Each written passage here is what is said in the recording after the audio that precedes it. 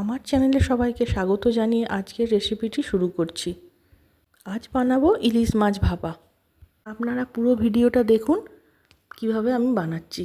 এটি বানানোর জন্য প্রথমে আমি টক দই, কাঁচা লঙ্কা, লঙ্কার গুঁড়ো ও হলুদ গুঁড়ো ও সর্ষে ও পোস্ত বাটা একসঙ্গে মিশিয়ে নিয়েছি।